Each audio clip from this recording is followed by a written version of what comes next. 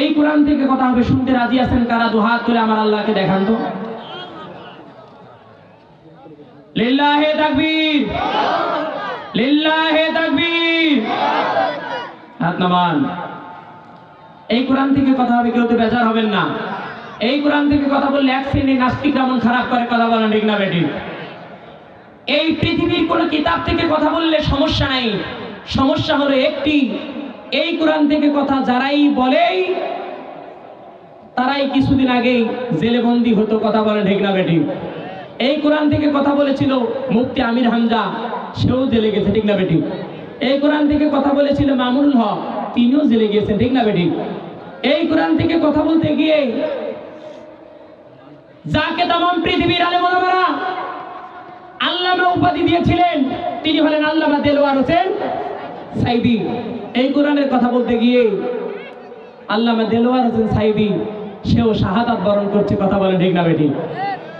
শুধুমাত্র সাধারণ শাহাদাত বরণ করেন নাই, শহীদ হন নাই, জালেমের জেলে আবদ্ধ হয়ে তিনি শাহাদাতের মরণ তার নসিব হয়েছে, কথা বলেন ঠিক না বেঠিক?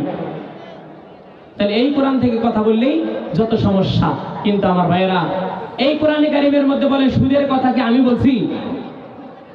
এই কোরআন থেকে কথা বললে যারা বেজার হয়, আমি সেই ভাইদেরকে বলতে চাই, ভাইয়েরা বলেন এই কোরআন শরীফের মধ্যে আল্লাহ পাক সুদের কথা বলছে, যদি আমি কোরআন থেকে কথা বলতে যাই তাহলে সুদ করে বেজার হবে, কথা বলেন ঠিক না বেঠিক? এই কোরআন শরীফের মধ্যে যাকাতের কথা বলছে, যদি যাকাতের কথা বলতে যাই তাহলে ধনীরা আমার উপরে বেজার হবে, কথা বলেন ঠিক না বেঠিক? এই কোরআন শরীফের মধ্যে ইতিম মিসকিনের হকের কথা আছে, যখনই আমি ইতিম মিসকিনের হকের কথাগুলো বলতে যাব তখন এই যারা ইতিমের মাল ভক্ষণ করে তারা বেজার হবে, কথা বলেন ঠিক না বেঠিক? আমি বলতে চাই ভাইয়েরা, বেজার কেন হবেন? আপনি খাতা কলম নিয়ে একটু বসেন তো, বসে বলেন যে আল্লাহ আপনি কেন সুদের কথা বলছেন? আপনি কি বাদ দিতে পারেন নাই?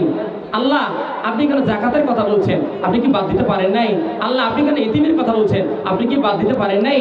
আমাকে গালি দিয়ে লাভ নাই, আমার নামে মামলা হামলা চক্ষু রাঙিয়ে লাভ নাই।